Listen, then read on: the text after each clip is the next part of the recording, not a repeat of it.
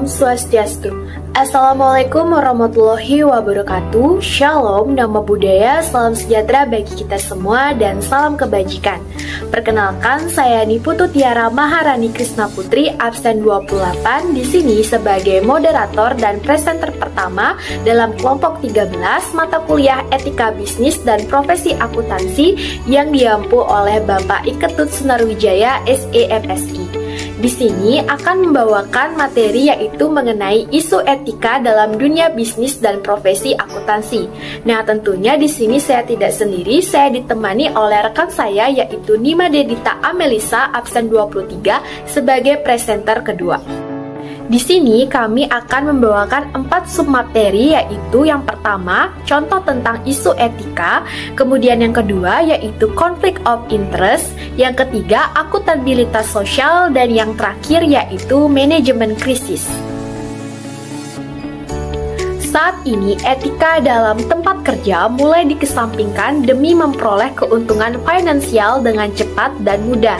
Akibatnya, perusahaan memperlakukan karyawannya dengan buruk dan stakeholder pun dirugikan. Adanya permasalahan tersebut menyebabkan munculnya isu-isu mengenai etika dalam dunia bisnis dan profesi akuntansi yang mulai bermunculan dan diklasifikasi sebagai berikut.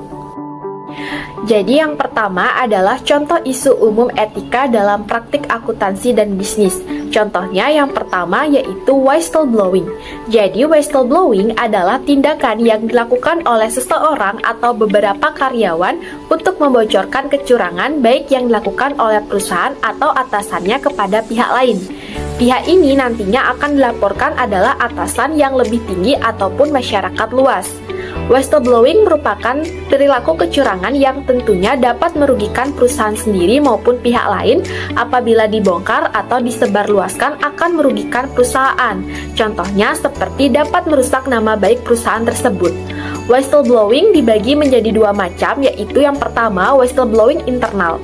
Whistleblowing internal itu adalah berasal dari faktor internal terjadi ketika karyawan dari perusahaan tersebut mengetahui kecurangan yang dilakukan oleh karyawan lain atau kepala bagiannya, kemudian melaporkan kecurangan itu kepada pimpinan perusahaan yang lebih tinggi.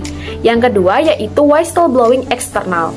Jadi whistleblowing eksternal ini disebabkan karena faktor eksternal ketika terjadi karena melaporkan kecurangan perusahaan yang merugikan masyarakat kepada pihak eksternal perusahaan. Selanjutnya, contoh yang kedua yaitu creative accounting.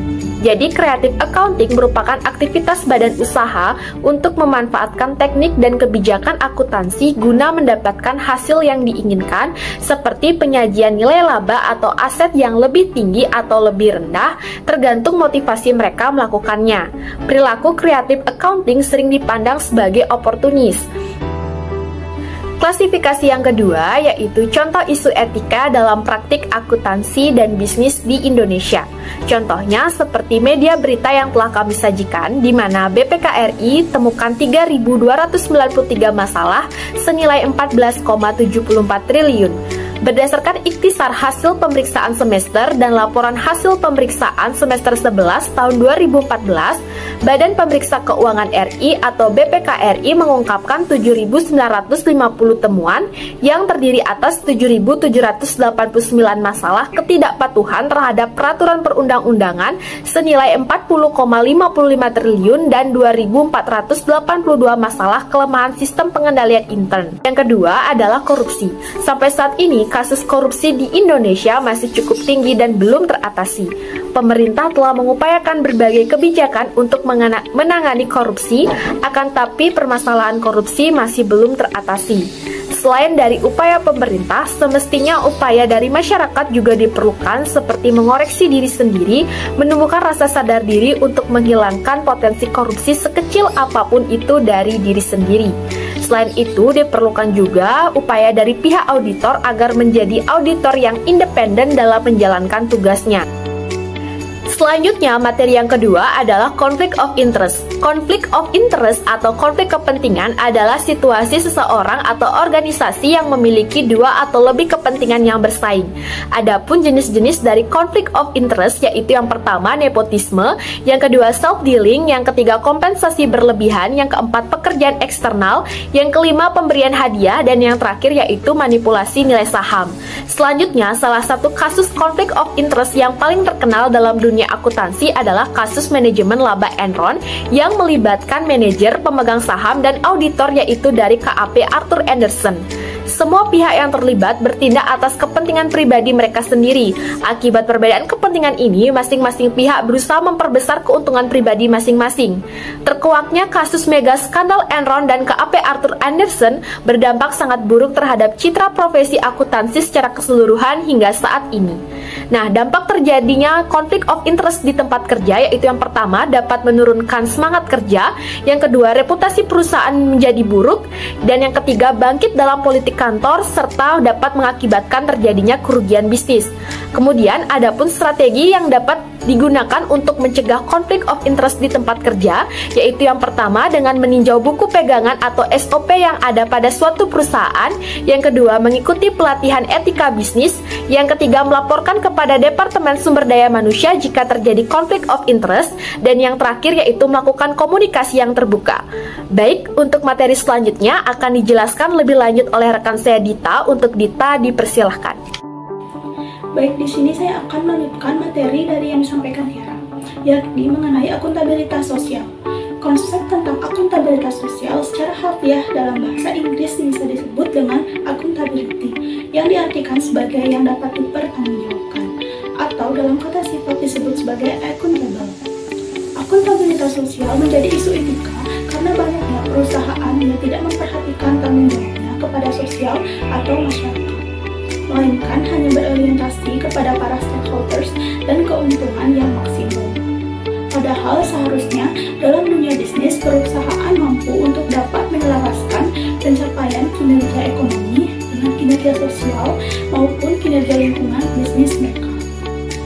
Adapun proses pengukuran akuntabilitas sosial dalam hal ini yang terdiri dari 3 langkah, seperti menentukan biaya dan manfaat sosial dengan memperhatikan sistem nilai masyarakat sehingga dapat digunakan juga dalam mengidentifikasi kontribusi dan kerugian secara spesifik. Kedua, yakni menghitung biaya dan manfaat dari aktivitas yang menimbulkan biaya dan manfaat sosial yang ditentukan dari kerugian dan kontribusi. Selanjutnya dan yang terakhir, menempatkan nilai moneter pada jumlah akhir. Materi selanjutnya yakni mengenai manajemen krisis.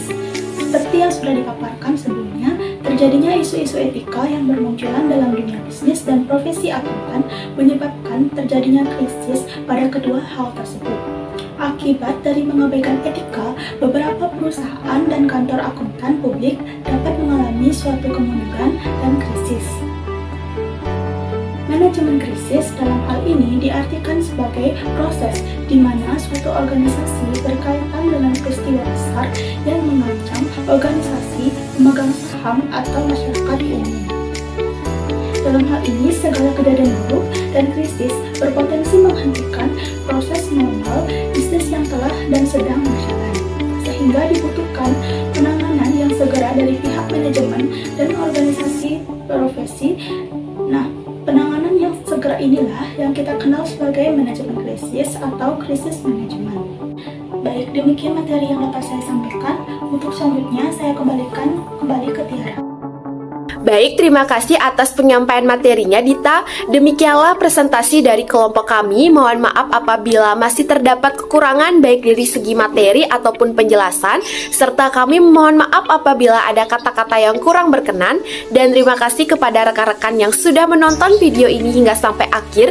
Dan jika rekan-rekan memiliki pertanyaan atau tanggapan dapat mengajukannya di kolom komentar. Dan sebelum menutup presentasi pada hari ini, ada pantun yang ingin saya sampaikan. Buah nanas, buah cherry dicampur gula enak sekali.